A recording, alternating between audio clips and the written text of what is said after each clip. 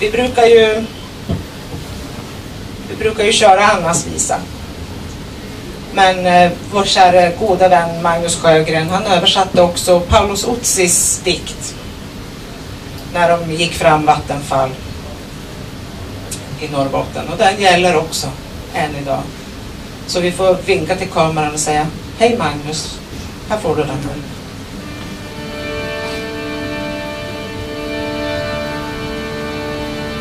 Jag förstår ingenting, själen är nedtryckt, ser omkring.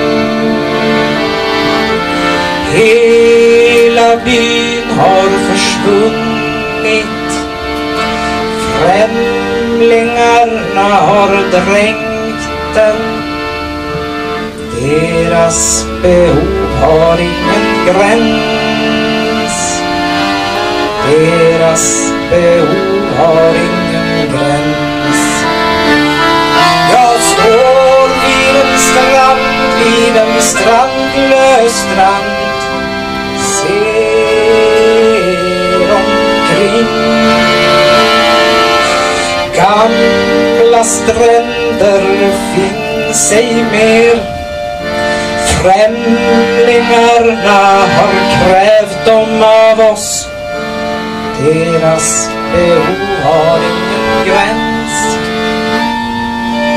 Deras behov har ingen gräns.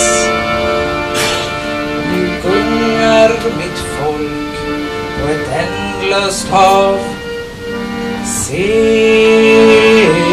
omkring. Från vår rätt viker rättvisans skydd. Främlingarna har krävt det av oss. Deras behov har ingen gräns. Deras behov har ingen gräns. I mina förfäder ser jag ett strävande släkte, ser omkring.